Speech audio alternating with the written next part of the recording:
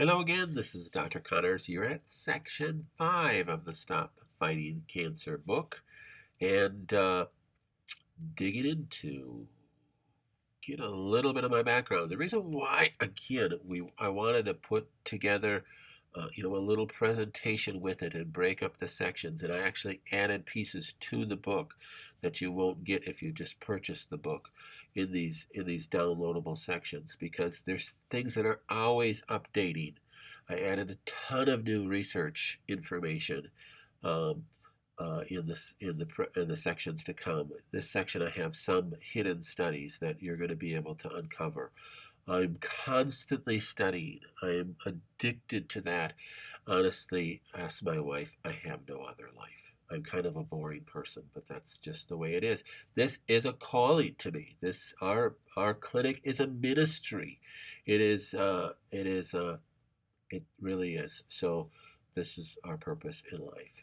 So again, we're looking for the cause. What has started this in the first place? How are we going to make changes? And always I'm telling my patients, and I'll tell you, you never become my patient. Be seeking God's face. There is a reason that this is going on in your life. If this is cancer, if this is a loved one that you're reading this information for and trying to grasp at straws, always be looking to Him. Seek His face. He has some answers for you. Know that He loves you beyond anything you could ever imagine.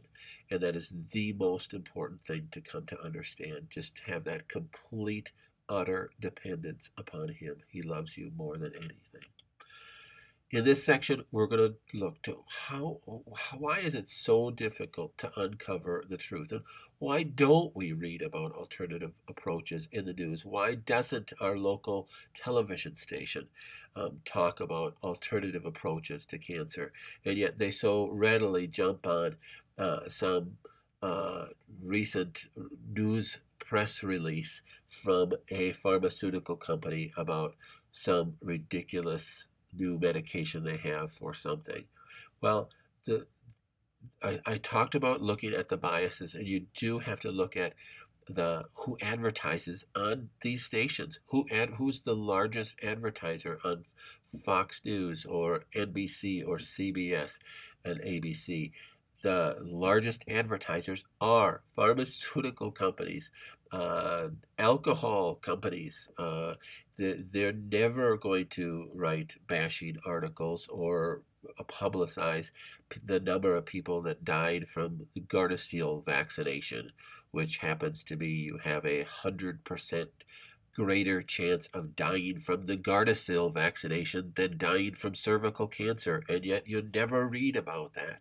So in this section, there are a bunch of hidden studies that might help you at least give, if you've chosen to go an alternative approach already, give you a little ammunition when you're talking to people at church or loved ones or friends that are functioning and living out of fear and almost angry at you because you're not doing exactly what the medical establishment is pushing you to, or you're not solely doing this.